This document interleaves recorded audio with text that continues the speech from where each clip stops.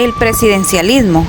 Se denomina presidencialismo o sistema presidencial a aquella forma de gobierno en la que, constituida una república, la Constitución establece una división de poderes entre el poder legislativo, poder ejecutivo, poder judicial y el jefe del Estado. Además de ostentar la representación formal del país, es también parte activa del poder ejecutivo como jefe de gobierno, ejerciendo pues una doble función porque le corresponde facultades propias del gobierno, siendo elegido de forma directa por los votantes y no por el Congreso o Parlamento.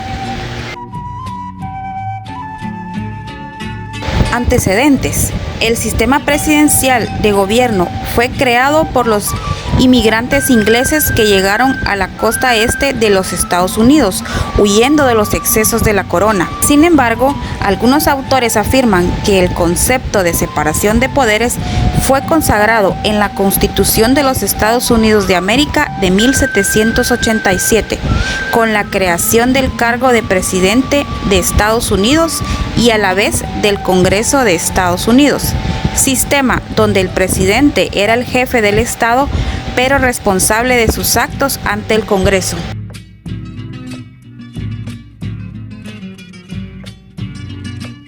El presidencialismo en el derecho constitucional guatemalteco. Análisis histórico. El derecho constitucional guatemalteco tiene que aludir necesariamente a dos cuerpos constitucionales del periodo colonial: la Constitución de Bayona del 6 de junio de 1808 y la Constitución de Cádiz, que en nombre de Fernando XII promulgó la regencia nombrada por las Cortes Generales y Extraordinarias de la Nación Española el 19 de marzo de 1812.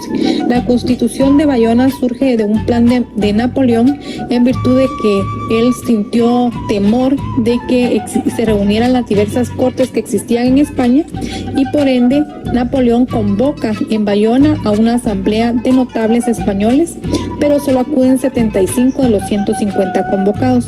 La Junta celebra 12 sesiones en las que elabora la Constitución de Bayona, basados en la Constitución francesa de 1799, y es una de las principales constituciones en las cuales en el preámbulo se lee invocando al nombre de Dios Todopoderoso.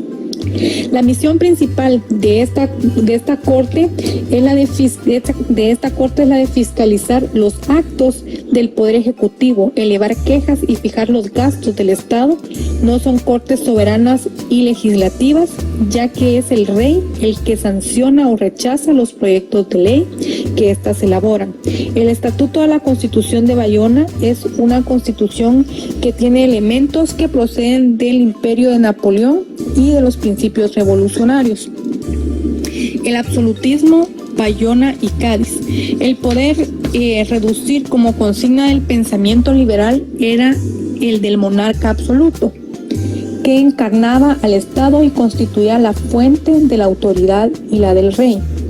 Luis XIV hace que la Constitución de Bayona sea fallida, y su monarquía constitucional fundada en la decisión del rey hace que la Constitución de Cádiz se fortalezca, ya que en representación del pueblo, a través de las llamadas Cortes, hace que sea una monarquía moderada.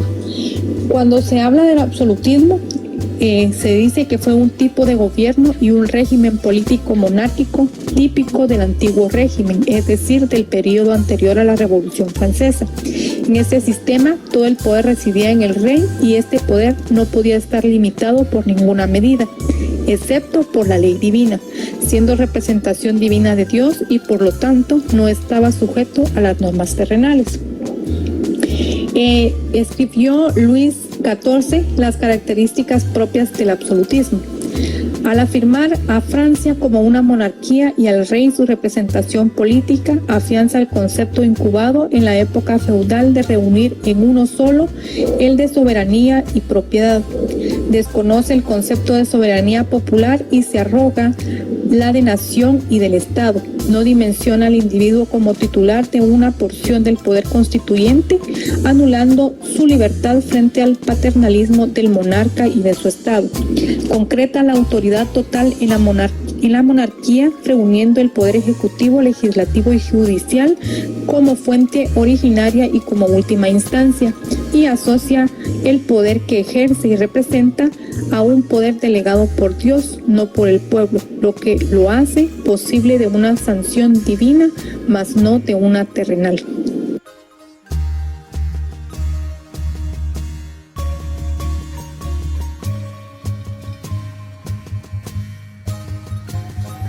Muy buenos días, muy buenas tardes o muy buenas noches. Mi nombre es Marlon Mauricio Sánchez Méndez. Dentro de mi tema de exposición les voy a exponer lo que es el periodo revolucionario del sistema de gobierno presidencialista. Con fecha 11 de marzo de 1945 fue promulgada la nueva constitución y el día 15 de marzo de ese mismo año tomó posesión a la presidencia el doctor José Arévalo Bermejo. La Constitución de 1945 se define por el régimen presidencialista en tres poderes, a los que ya se le denominaba organismos, siendo el organismo legislativo, el organismo ejecutivo y el organismo judicial. Como lo expuse anteriormente, en la Constitución de ese año adopta los tres poderes del Estado. En este momento les voy a exponer un breve resumen de lo que es el poder legislativo. El Poder Legislativo, siendo el Congreso de la República de Guatemala, está conformado por 160 diputados electos democráticamente para un periodo de 4 años, con posibilidad de reelección. El Congreso tiene 2 periodos de sesiones anuales, el primero del 1 de enero al 15 de mayo y el segundo del 1 de agosto al 30 de noviembre. Las sesiones son efectuadas en el Palacio Legislativo, ubicado en la zona 1 de la ciudad capital.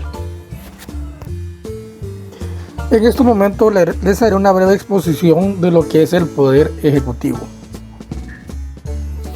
El Poder Ejecutivo está compuesto por el Presidente de la República de Guatemala, el Vicepresidente de la República de Guatemala, los Ministros de Estado, las Secretarías de la Presidencia y Vicepresidencia, siendo el Presidente de la República de Guatemala el Dr. Alejandro Yamatei y el Vicepresidente el señor Guillermo Castillo Reyes. En este momento les haré una breve exposición de lo que es el Poder Judicial. El Poder Judicial es uno de los poderes del Estado, en ejercicio de la soberanía delegada por el pueblo. Imparte justicia conforme a la Constitución Política de la República de Guatemala. En este momento les voy a exponer lo que es el periodo liberacionista.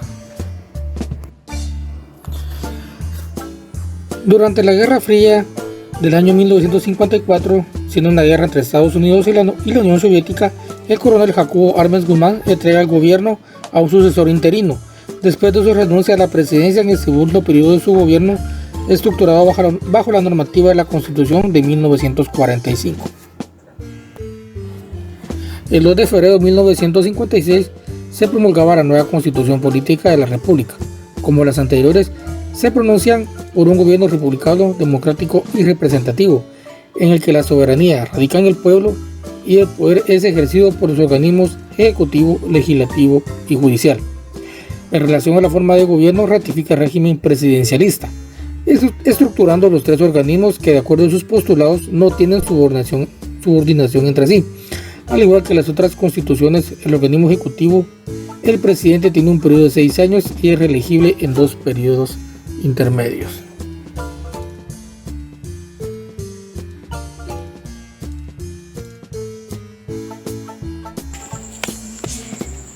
Etapa de la Federación Centroamericana, independencia y federación. La misma Asamblea Nacional Constituyente que dio las actas de independencia absoluta redactó el 27 de diciembre de 1823 las bases constitucionales en que descansaría la Constitución de la República Federal de Centroamérica, que fue dada el 22 de noviembre de 1824. Constitución de la República Federal de Centroamérica de 1824. Esta Constitución determina para cada uno de los estados una organización del mismo tipo, con diferencia que localmente el equivalente al Senado se le denomina Consejo Representativo. Al darle a los estados todo el poder que por la Constitución no estuviera conferido a las autoridades federales, favorece la promulgación de constituciones estatales lo que da como consecuencia que el Estado de Guatemala promulgue la suya el 11 de octubre de 1825, con un poder legislativo, un consejo representativo, poder ejecutivo y poder judiciario. El sistema constitucional de la Federación de Centroamérica estuvo vigente hasta 1838, ya que el 30 de mayo se reuniría el Congreso Federal en San Salvador, que autorizó a los estados para que mientras se formaba la Carta Fundamental, tomara disposiciones de organización estatal. Muchas gracias. Régimen militar de Enrique Peralta Azurdia. Miguel Ydígoras Fuentes es derrocado en 1963 por su entonces ministro de Defensa, Enrique Peralta Azurdia, quien convoca una Asamblea Nacional Constituyente en 1964. Dicha constitución es promulgada el 15 de septiembre de 1965, entrando en vigencia el 5 de mayo de 1966. Una de las cosas positivas de esta constitución es la creación de la figura del vicepresidente de la República, quien podrá ser electo igualmente que el presidente para un periodo de 4 años sin derecho a reelección. Constitución Política de 1985. Esta tiene su origen en el golpe militar o golpe de Estado celebrado en marzo de 1982 por la Junta Militar encabezada por el general Efraín Ríos Montt, Horacio Maldonado y el coronel Francisco Borja, quienes derrocan al entonces presidente Fernando Romeo Lucas García.